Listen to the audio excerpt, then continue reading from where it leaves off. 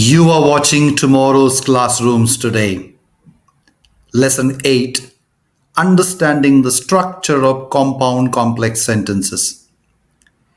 If you haven't already watched Lesson 6, Compound Sentences, and Lesson 7, Complex Sentences, as they provide the foundational knowledge necessary for comprehending this lesson.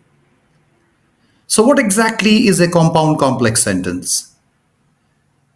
A compound complex sentence has at least two independent clauses and at least one dependent clause.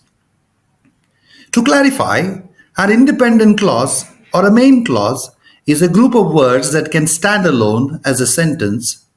For example, I went to the grocery. In contrast, a dependent clause or a subordinate clause is a group of words that cannot stand alone as a sentence. For example, before I had my dinner. These clauses, independent and dependent, are linked by coordinating conjunctions for, and, nor, but, or, yet, so, and by most common subordinating conjunctions if, since, as, when, although, while, after, before, until, because, as well as by relative pronouns which, that, who, and whom. Consider this example. I went to the grocery and I picked up the laundry before I had my dinner. In this sentence, I went to the grocery and I picked up the laundry are independent clauses, while before I had my dinner is a dependent clause. How do we distinguish them as independent and dependent clauses? In the independent clause, I went to the grocery, I is the subject, went is a verb, and the clause completes the thought. Similarly, in the independent clause, I picked up the laundry, I is a subject, picked is a verb, and again, the clause completes the thought. In contrast, in the dependent clause, before I had my dinner, I is a subject and had is a verb, but the clause doesn't complete the thought. Now let's discuss the punctuation rules for complex sentences. If the dependent clause is first, there's a comma after the first and the second clause. For example, while the sun sets, I take a walk every day, for it keeps me fit. If the dependent clause is last, a comma is only before the coordinator. For instance, Everest loves his sister and she loves him too because he pays her bills. If the dependent clause is in the middle, a comma is only after the dependent clause. For example, it is important to vote when the time comes or you won't get a say in new laws. If the dependent clause is embedded in the second clause, there is a comma on either end of the second clause and before the coordinator.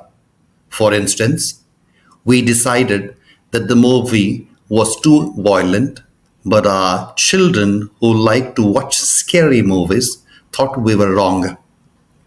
Now let's practice joining clauses using given coordinators, subordinators, and relative pronouns.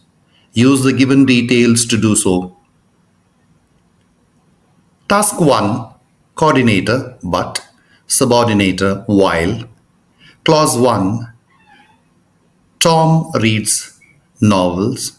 Clause 2, Jack reads comics. Clause 3, Sam only reads magazines.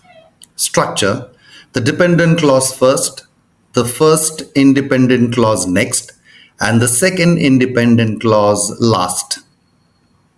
Response. While Tom reads novels, Jack reads comics, but Sam only reads magazines. Task 2. Coordinators so, subordinators when, relative pronoun who. Clause 1, I got home. Clause 2, I called mom. Clause 3, mom was at work. Clause 4, I could talk to her. Structure, the first dependent clause first, The first independent clause next, the second dependent clause to follow, and the second independent clause last. Response. When I got home, I called mom, who was at work, so I could talk to her. In summary, a compound complex sentence comprises at least two independent clauses and at least one dependent clause linked by coordinating and subordinating conjunctions together with relative pronouns. I hope this clarification aids your understanding of compound complex sentences. Don't forget to revisit Lesson 6 and 7, which elucidate the understanding of compound and complex sentences separately.